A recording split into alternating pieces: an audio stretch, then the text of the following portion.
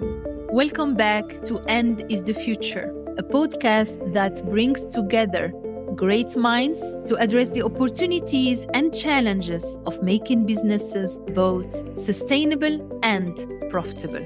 I am Ilham Kadri, and I'm delighted to be your host today. If you are as passionate about sustainable business as I am, let's explore how End is the Future together. Today, I'm delighted to welcome explorers Gilles Denis and Nathan Goffart to the End is the Future podcast for what I'm sure will be a fascinating discussion. Earlier this year, Gilles and Nathan set off on the Nanok Expedition, a unique 6-month triathlon consisting of 3 disciplines: ski crossing along the Arctic Circle, kayaking at sea, and vertical climbing across Greenland. By the way, their mission went beyond just exploration. They also collaborated with well-known institutions and universities in Belgium to provide in situ measurements and samples for climate research. Solvay is very proud to have sponsored Gilles and Nathan on this exciting expedition, and I can't wait to hear about their incredible adventures. Gilles and Nathan, thank you so much for being here today. So for those in our audience who may not know, can you briefly, in few words, explain the Nanok Expedition and how did you come up with the idea for Nanok? Yeah. Why Nanok? Yeah, of course. Well, I think you explained it very well. But if I need to give one sentence to explain Nanok Expedition, it's really a untypical triathlon in wilderness Greenland. And of course, you have 2 other parts of that. So while untypical triathlon is because it had 3 parts on the project. First of all, it was a sport project with polar expedition, like you explained. Mm-hmm. We did 450 kilometers crossing from west to east the Greenland. So it was a glacier. Very cold temperature. Weather was quite chilly, like minus 42, minus 45 degrees we had. Second part was the kayak part, like you said. We did about 600 kilometers on the west coast of the Greenland. And, this was paddling throughout big glacier, front glacier. It was just amazing. Yeah. And the last part was the climbing part. So, for the people who know climbing, we call it doing a big wall. So what we did is we did a wall that you need to take several days to climb it, and you sleep on the wall. Other than that, we also have an important scientific part and human part on it. Scientific is because Jill and I, we wanted to give a purpose about environment and climatic change. Yeah. And, we find the idea of, the science because they need a lot of, stuff, data and stuff like that. In Arctic. And we were there for that. So it was amazing. Yeah. And human is about the movie and we wanted to give message to people, to push themselves to be more perseverance, resilience, stuff like that. It was really important for us to say to the people, you need to believe, you need to dream. Yeah. I mean, it was a dream for us and we gave everything to do it. Yeah. And if we can do it, you can do it. Yeah. So this was a bit the message. Was that dream scaring you at all or? Yes, of course, because it's been a long time preparing and even when you are into it, you never know if you're going to succeed or not. But I think it's good that to be scared. Yeah, then, of course. You give if not, more and it's more. not big enough. Exactly. I'm asking a question at our team. They know. I said, dream big. And if your dreams are not scaring you, they're not big enough. Well, I think you asked how it started. And the origin of the idea. Yeah. Yeah. So, the origin came in 2016. The first time I went to Greenland, I discovered this place that was huge and absolutely amazing with infinite possibilities. And along with the place and the people, I discovered 3 sports disciplines that really appealed to me. And I started thinking how I could put this together into one big, great expedition. My whole life until then has always been trying to figure out a way to, first of all, find my very own path. I have the necessity to build my own path. And then secondly, try to have a positive impact in the world. So there was this idea and looking at adventures, I thought this is really the best job in the world to be able to inspire people to be the best version of themselves. And so I wanted to be one. since 2008, since I was 18 years old and I tried the Arctic. Yeah. And so I obsessed over this idea of putting those 3 sports disciplines for 2 years. And I didn't have the skills, I didn't have the knowledge, I didn't have the necessary endurance or physical capacity to do this thing. It was way beyond what I could achieve at that moment.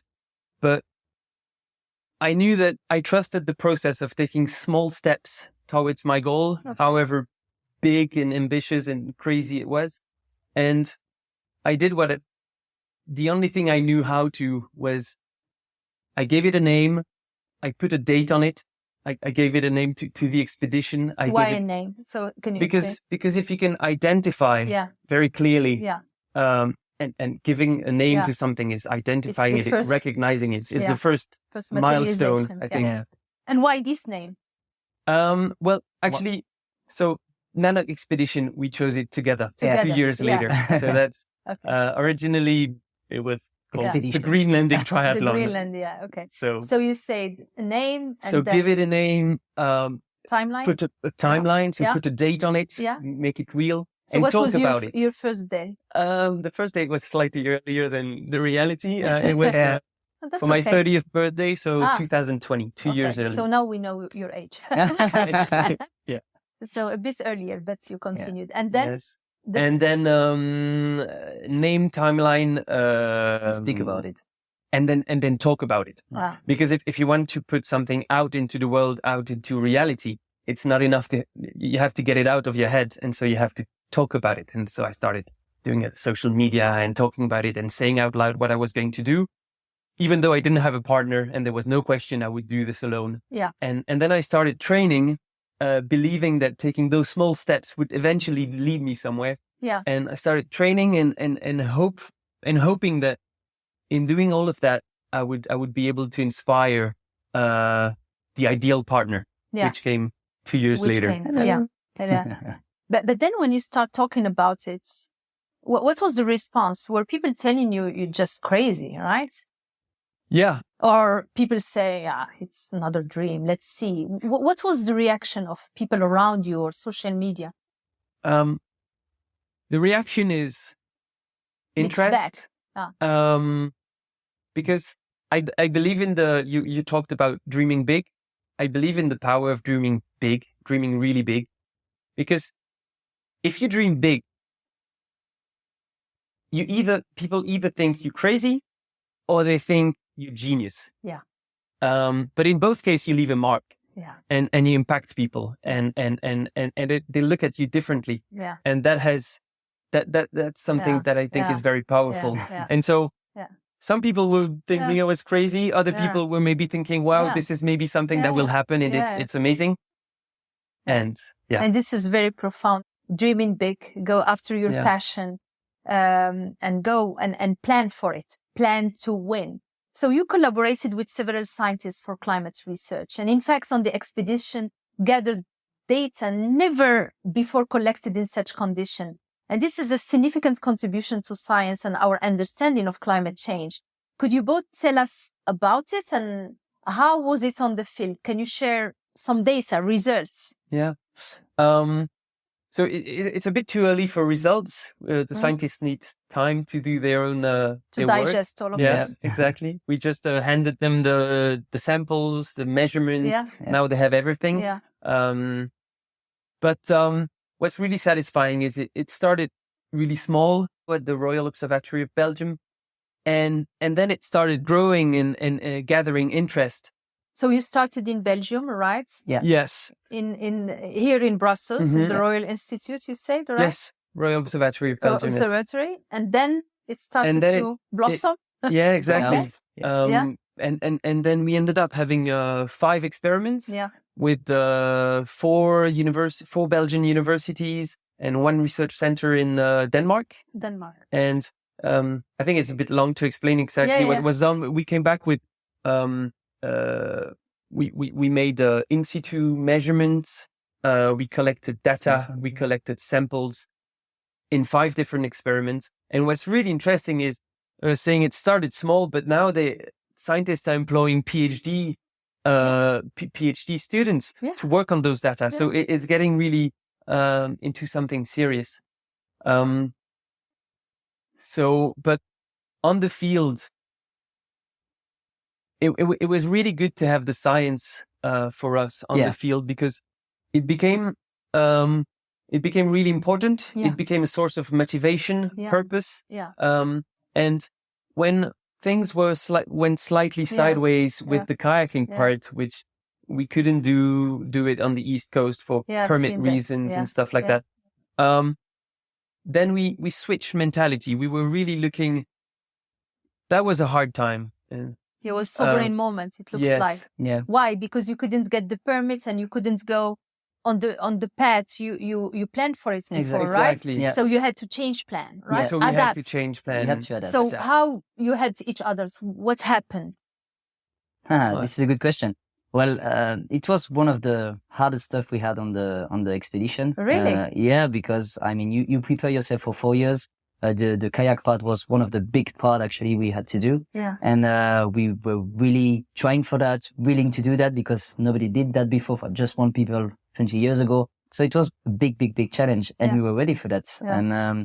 And in a sudden, 2 weeks before we go, they say, "Oh no, sorry, actually you cannot do it anymore because we forgot to say that you need a permit, but we didn't give it to you." Like, okay, we need to change all our plans. We are in the middle of nowhere. How are we going to do that? And so, it's big. Yeah. Difficult to digest. Yes. And so we had to, I think, find a way to redo something. And this is good, I think, in all big expedition, I'm sure everybody have this moment of difficulties. It never goes as planned, right? No, exactly. Did you have a team behind you on the backstage supporting you in this? Yes and no. Yes and no. Yes and no. Yeah. We did everything together. So people were there to support us, but I mean, not to help us. So coming back to this, I think your thought process was saying, I had to change my plan. Yeah. You talk to each other, you find a new way, but you had science as an objective, right? Exactly. And that's what saved us, is we thought, okay, now the kayaking part, the more adventurous side of it is slightly lost. So we're going to go full on with science, which is great, because in the end, it turned out that the kayaking part got really interesting in its science aspects, because we focused everything. We tailor-made this new kayaking itinerary based on the science that we wanted to perform, and that was eye-opening. And we did far more during this kayaking part than we could have done on the East Coast, where we would have had a lot of pressure. Rough times, not so much the mental space to really perform on the science aspect. So outstanding. So what you are telling us is you readapted very quickly. You reimagined the path. You find, obviously, you had the purpose of science, but science took even more space.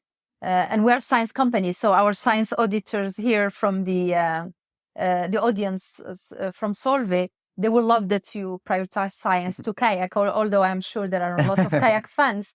But that's interesting on that path, how you reimagine. So all the pictures of your expedition are wonderful, but I especially liked seeing the ones of your climbing adventure, where you opened the path in a massive 550-meter cliff, which will make it safer for other climbers in the future, hopefully. You were hundreds of meters in the air for 11 days doing this. And my favorite picture is the one of the two of you in your tent in the sky, above the clouds, looking up at the northern lights. And I love this one. I think I need to have, a nice signature on it. With pleasure. That must have been the most incredible experience, right? And you also gave the new path a great name. Can you tell us more about that? Yeah, of course. Well, like you say, climbing was just insane. I mean, the landscape where we were, it's amazing. I need to put it in context, but I mean, you are at 400 meters, middle of a cliff, and you have, when it's good weather, of course, huge view on all the valley and the fjords that's coming in. You are 2,000 meter high in sea level, and you see the sea. So it's quite rare for that. Yeah. You have a glacier on your right, on your left, sorry. On the right, if you go a bit further up, you see the ice cap. Wow. And huge mountain everywhere. So, wow. And like you say, in the nighttime, you have big sunset, big sunrise, sea clouds, and also northern lights. So amazing. Right. So yeah, it was quite incredible. And now for the name, we call it Imaka. Well, actually, sorry, it's Maka. Maka. And what does it mean? It's mean, like we can say the Inshallah local, actually. Okay. Yeah, it's like, well, I don't know. We don't know what's happened tomorrow. Let's see. Never know. Yeah. And why we call it, for 3 reasons, we call it this name. First of all, but we wanted to give it an unique name. Of course, it's in its words. The second is we quite experienced that during our traveling and during our expedition, like logistic problems and stuff. Like we were like, okay, guys, where are our stuff? They're coming tomorrow. Well, I never know. Maybe tomorrow, maybe not. We shall see. So we experienced that quite a lot. Inshallah, as you said, I love it. And the third one, I think is, well, people maybe don't know exactly what is opening a new route and climbing a new route, but climbing, for me, opening a route on a cliff is really a step in the unknown. What I mean is you never know when you're climbing where you're going to go to. Of course, at the beginning, you look to see the cliff and say, okay, we could go there. But when you are on it, actually, sometimes I climb 10 meters. My protection is 10 meters below and I'm stuck and I cannot go in even further. I say, oh no, I cannot go there. Where I need to go? Left, right, and see Maka. Let's see what's happened. You don't know, but you need to continue. And I think this is quite a good way. It's about, focus on what you control, what you don't control, and Maka. Exactly. I may actually steal it and that's be present in the moment. So it's even more important when you are in those unique situations, right? So what about you? I totally agree with Nathan. It was those views that we have, this experience up there. Sometimes I had to slap myself to realize this was true because how many photos you took, for example? But actually, thousands? Not so much. Not so much. Because when you're in the wall, everything needs to be attached. Yeah. Because hundreds of meters high, it's vertical, always hanging. So cameras, those things are not easy to deal with. You can drop your phone, you can drop your camera. But we more than that, maybe it's a bit selfish, but I mean, it's in my head. It's the image in the head. I don't want to take the picture and don't profit from the moment. But we are happy that you took some pictures for us, of right? On that note, you must have seen many inspiring sights in nature than the rest of us can only dream of. What was that like for you? What's your preferred one? In your head? In my head, Well, there was this moment where we visited this glacier front in Kallegalit Fjord. So in the south of Greenland, there's a fjord called Kallegalit, and there's a glacier front that comes all the way to the sea, and this is a place I had been to since 2016 every year because I'm working there, guiding, taking people to this particular fjord and glacier. But seeing it from a kayak, with Nathan, and then that year especially was amazing because it was both absolutely incredible to see, but also quite frightening. You would see those huge pieces of ice just exploding and popping out of the glacier front and falling into the sea, creating huge waves. And it was cracking and banging everywhere like cannon shots. And it was very, very, very powerful. Wow. But it was also so active. I had never seen it so active in all those years. And actually this glacier has retreated so much. Wow. So you could see the difference, right? You could see the difference. And so actually, for skeptical of climate change, you've seen it. Yeah, actually one of the most obvious signs that we saw was, again, during the kayak part, we had a topographical map from 2001. So 21 years ago. And we had selected carefully with the scientists 3 fjords that we had to go to. And we had to paddle all the way to the bottom of the fjords to the glacier front to go and collect filtered samples for them. And doing so, we realized that each and every glacier front that we had to go to were 5 to 7 kilometers back from where it was indicated on the map.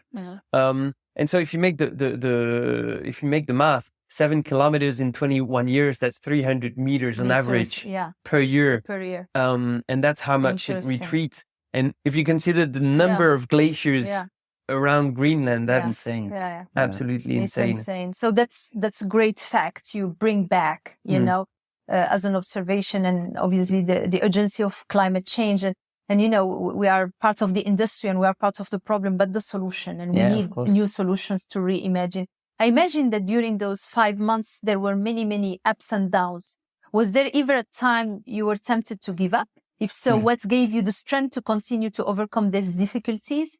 And also, I wonder, looking at you both, you are friends, buddies. When did it start? Were there times where you agreed to disagree? Were there disputes? Okay. You know, tell us a bit how it works. Is there a leader in this couple?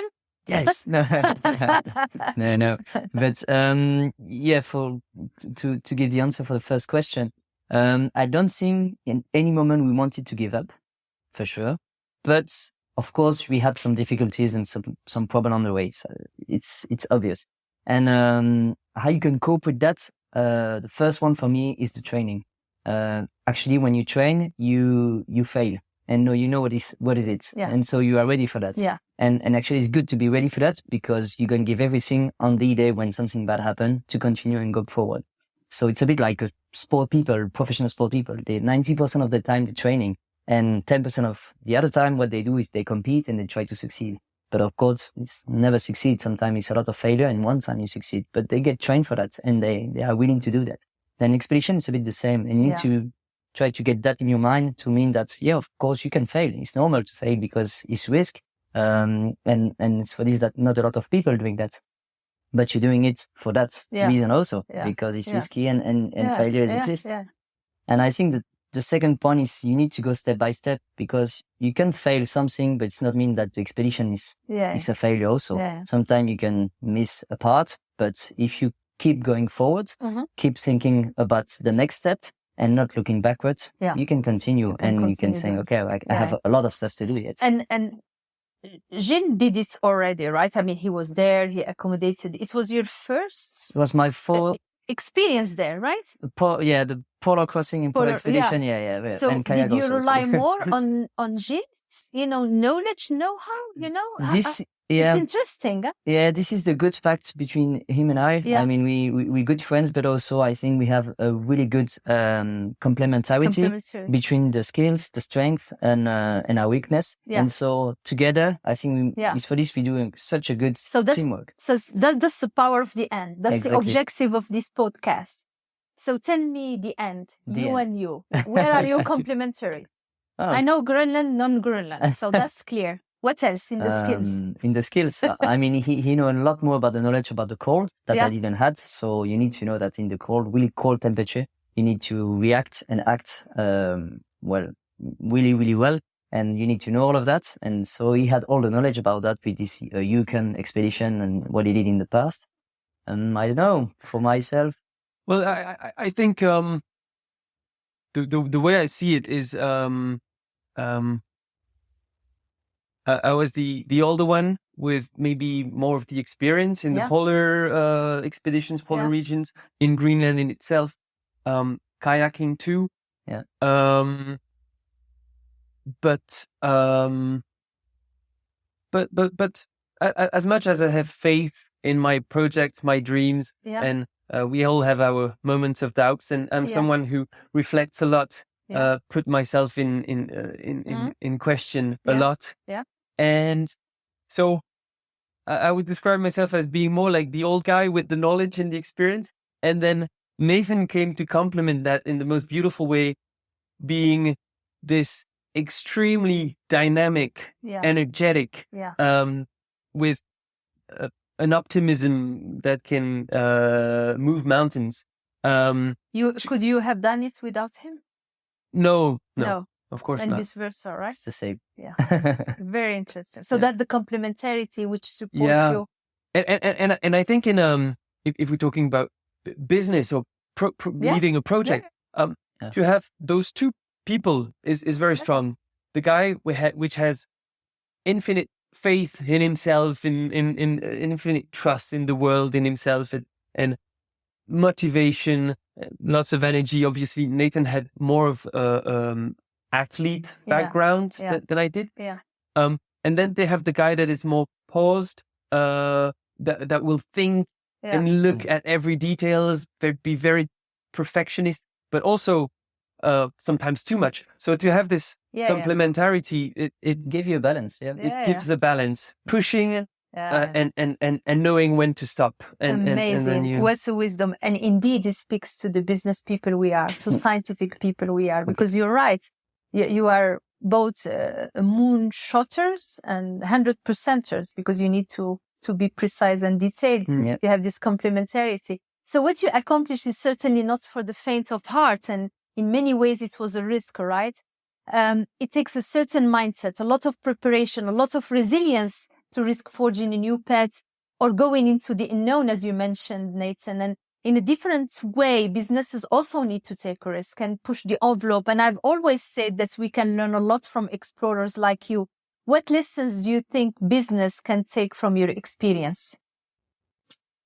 Well, if I can answer that question, I think a lot of the elements are in your question. There are many parallels, I'm sure we can do between the way a businessman or woman approaches his or her business, and the way an adventurer approaches his expedition, even more so with an entrepreneur in his startup. I've heard preparation, I've heard risk management and resilience. You said you talked about the unknown, and for me that I'll refer to dare to push the boundaries, go Think further, outside the box, getting outside your comfort zone. Yeah, exactly. And the purpose, by the way, you start with the why, the purpose. Yeah, the purpose. And then the mindset. That appeals to me, like, to passion, motivation. And I'll add another aspect in our case, and in a business case that is very important, is to surround yourself with the right people, the like-minded idealist. And the thing with adventures, which I think makes it interesting, is that they push it to the extreme.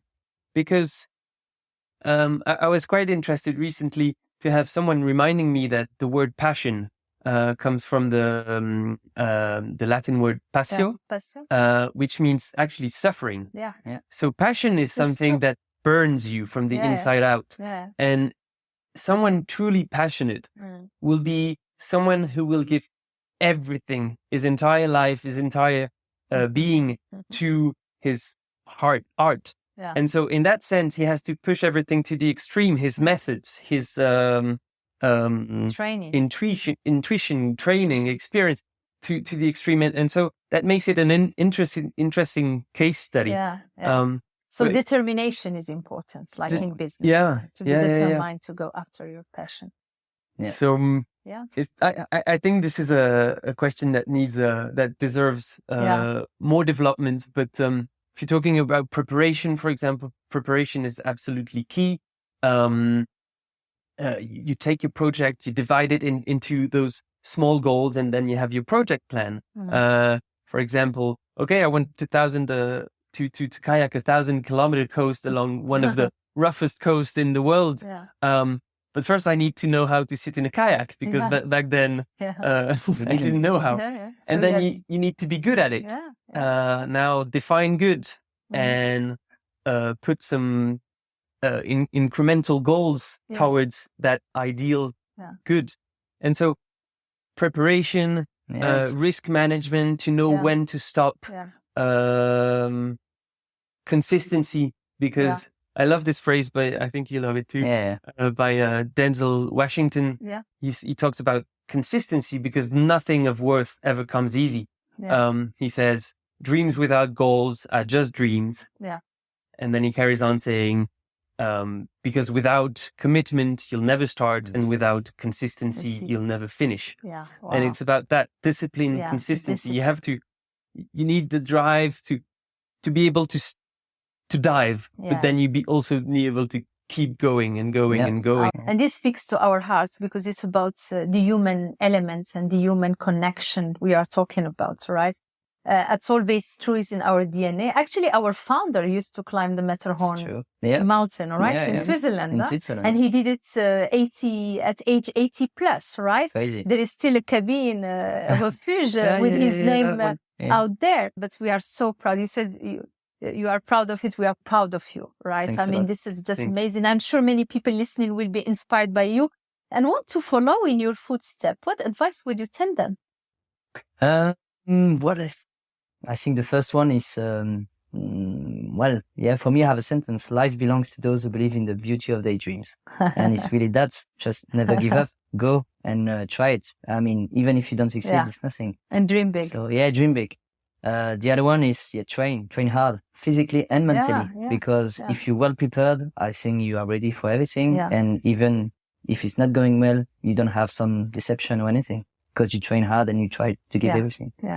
I think sharing also, it's quite important because dreaming is good, but I think dream is only real really when it's sharing and you shared something, you don't keep it for yourself. So it's quite good to find a way also to share it. And last but not least, I think if you go on a polar expedition, don't forget your toilet paper.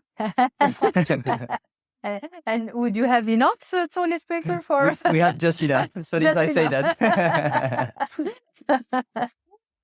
And about you, is it exhaustive? No, we had enough. We had enough. I would say never fail to try, because the only real failure is not trying. So fear, remorse, not regrets. That's the first thing for me. Then I really like this phrase by Jacques Brel. I put it in my very first presentation years ago, that true talent is the strong desire to achieve your dreams. And he says that the rest is only sweat and discipline. So try not to compare and don't blame yourself for not being talented enough. Blame yourself for being lazy or not putting the work in. Enough. Because I don't believe. Because I don't believe in the accident of nature. People are not the natural talent. I think it's about work and dedication. Absolutely. And I think it's about the grit. It's more important than talents, right? And you need to have hard work. And I say to my people, IQ is a commodity. You need more than IQ these days, right? You didn't talk about fun. I hope you had fun as well. What's next for you? Do you dream about your next thing? Well, still a secret? Or? I have expedition. No, I have expedition in my head, maybe more in the challenge and sport way. But I think, first of all, what I wanted to do is change a bit my professional career and go more in the guiding and maybe do alpine guide and bring people like you and I to try to push their limits. Really? And more than that, maybe I can try with you. With pleasure. Frankly, after this, whenever. I need a lot of training. But wow, you can push that, no problem. That's nice. And not more for that. I think do that with kids also. They had some difficulties. I think bring them to the mountain and push them beyond their limits. I think it's really good stuff to discover yourself. And for those kids, could be great. And what about you? What's next? What's next? in your heart and mind and dreams? So in my heart and dreams, this project made me really think. And I think finally I can say I found the way to live from adventure. So now I'm diving into it 100%.